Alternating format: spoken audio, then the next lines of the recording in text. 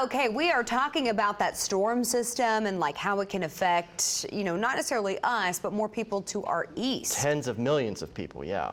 Whether it's the severe weather in the south, the inches, half a foot of snow across the Twin Cities, Minnesota into Wisconsin, a wide-ranging storm. We're going to get the wind aspect of that storm, which is, we'll talk about that here in just a second. In fact, if you look at our Fayetteville camera here, you can see it shaking just a little bit, and the lights of the Ozarks are blowing around on some of those trees at the Fayetteville Square. So again, if you've already put your holiday decorations up, folks, you might want to anchor those down tomorrow, especially in northwest Arkansas. Now today was a nice day, 60 degrees in Fayetteville, 5 degrees above where we should be for this time of the year.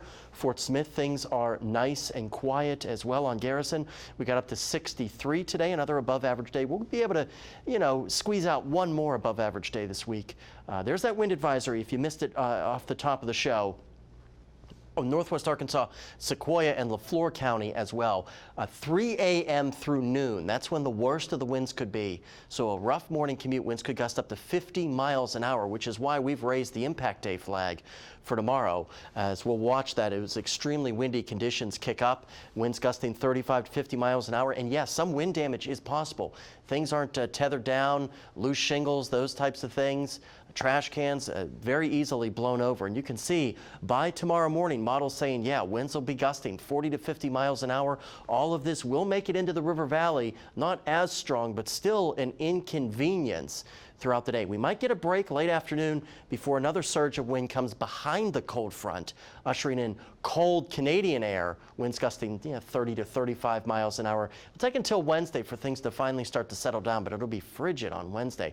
We're already starting to see some of those winds gusting in northwest Arkansas up over 25 miles an hour or so at Drake Field. We're in the 50s right now in northwest Arkansas, mid-50s for our friends checking in the River Valley. Now, hour by hour, mostly dry but cloudy. Clouds will continue to increase. There could be a couple of stray sprinkles tomorrow morning. Most of tomorrow should be dry, but as that front makes its approach, we could get just enough lift to wring out a shower or two. If we're going to see showers, I think they'll be in the very eastern sections of our area. The front goes through, it cools off, it clears out.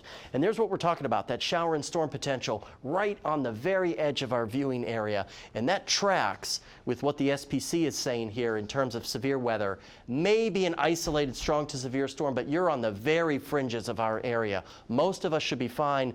Where it's not going to be fine is across western Mississippi, extreme eastern Arkansas, the Mississippi Delta, into extreme northeast Louisiana here. You see Shreveport, western, that's a slight risk where scattered severe storms certainly possible. We're talking about supercellular storms tomorrow, long track tornadoes certainly possible for those folks.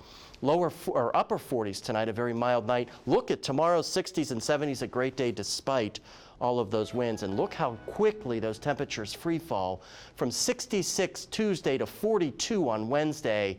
And then we do start to rebound, but we start to reintroduce the chances for rainfall as we get into next weekend. River Valley, about the same thing. Don't forget, despite the winds, folks, if you're stuck inside, it's Giving Tuesday, so maybe make a donation to your favorite charity. There's a look at the rest of the week for the River Valley. Warming back up but wet by next weekend. Meredith is back. She's got the recap of the Hogs and the Trojans after these short messages.